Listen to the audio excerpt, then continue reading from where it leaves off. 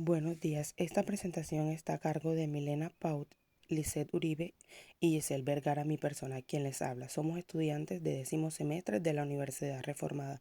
Nuestro tema a tocar es la estrategia para la atención en crisis de niños emocionales con trastornos cognitivos. Nuestra agenda del día tocará diferentes puntos que le daremos a conocer a todos ustedes.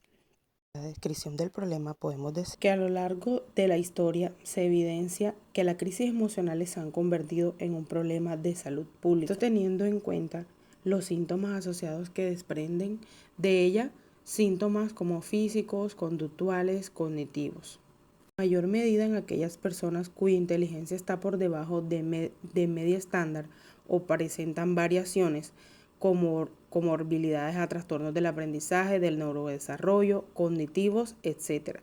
Las habilidades de la resolución de conflictos, percepción, metacognición, planeación y reflexión son limitadas y algunos casos de trastornos cognitivos, teniendo en cuenta que las cognitivas hacen referencia a los procesos mentales involucrados en la adquisición de conocimientos variados. A partir de la revisión de la base de datos, revistas científicas y demás fuentes bibliográficas, se logra observar que la investigación acerca de las estrategias para el manejo de estas crisis emocionales en los niños con estos trastornos cognitivos es muy reducido. Se requiere ampliar más en esta línea de investigación que permita dar más a conocer opciones a terapeutas, opciones a padres de familia y educadores sobre el abordaje ante situaciones de alto estrés, de ansiedad en niños con discapacidad. Si esta línea de investigación no es abordada de forma más amplia, podríamos actuar inadecuadamente frente a las reacciones suscitadas a partir de la crisis emocionales de niños con discapacidad intelectual. El abordaje ante estas debe ser integral, teniendo en cuenta las necesidades del niño y a su vez teniendo en cuenta su diagnóstico, facultad para la resolución de problemas y manejo del lenguaje para ayudar a disminuir la incidencia. Formulación del problema. Nuestra formulación se basa en cómo desarrollar estrategias de intervención psicológica que permitan la atención inmediata en crisis emocionales de niños con trastornos cognitivos. Justificación. El proceso investigativo se ejecuta con el fin de evidenciar información clara y concisa en cuanto a las estrategias para la atención en crisis de infantes con trastornos cognitivos, para que ellos se haga necesario recopilar antecedentes de esta temática.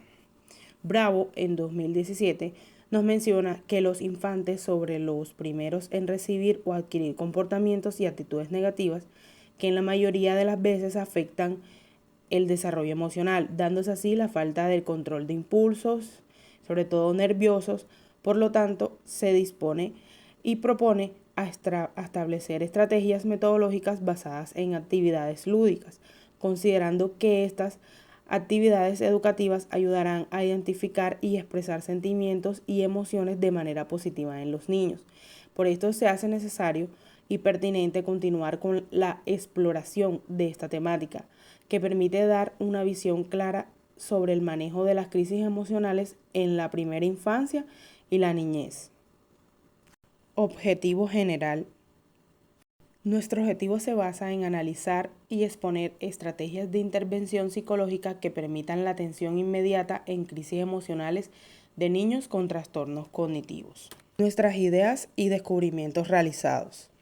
Como idea general, a partir de la revisión documental acerca de las estrategias de intervención en crisis de niños con trastornos cognitivos, se evidencia que para poder llegar a comprender de forma adecuada este tema de investigación hay que desglosarlo a fin de lograr su pertinente apropiación.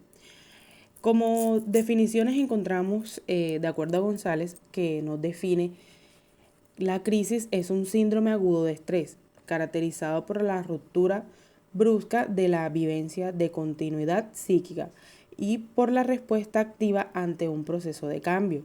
Se entiende por crisis, entonces, la desvinculación psíquica del individuo a su rutina, una abrupta forma de aparición de situaciones que conllevan a generar una serie de síntomas físicos, síntomas emocionales, conductuales, que estos impiden que el individuo actúe en forma coherente y vea solución inmediata a su problema.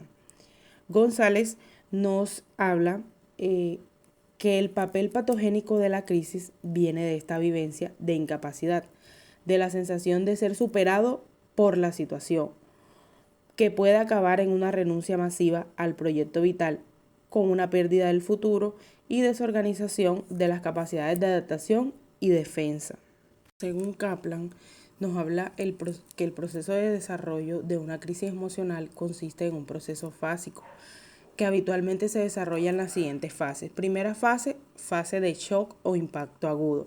Segunda fase, desorganización crítica. Tercera fase, resolución. Y cuarta fase, retirada final. De acuerdo a esto, el objetivo es ayudar a la persona a recuperar el nivel de funcionamiento que tenía antes de la crisis, la restauración del equilibrio emocional y una mejora en cuanto a su conceptualización de lo sucedido para apoyar en la activación de los recursos de afrontamiento que se requiere.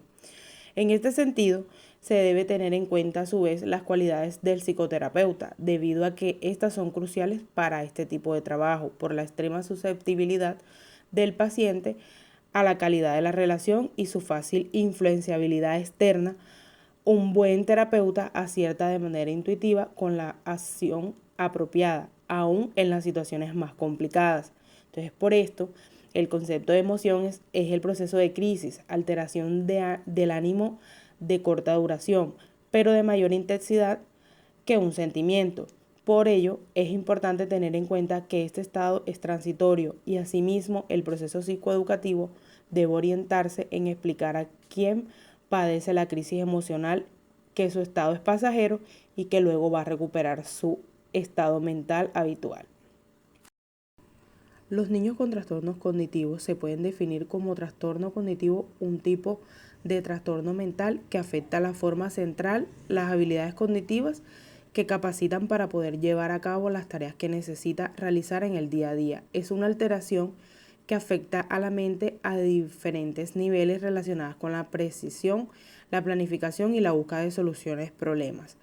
Se entiende de esta forma que las alteraciones de las funciones ejecutivas presentadas en los trastornos cognitivos impiden el desarrollo funcional de toma de decisiones, previsión de soluciones y planificación, tanto en población adulta como en niños. De trastornos cognitivos más comunes son la demencia, el trastorno de déficit de atención con hiperactividad, el trastorno de la disminución de la capacidad cognitiva, el trastorno límite de la personalidad y los trastornos del espectro autista.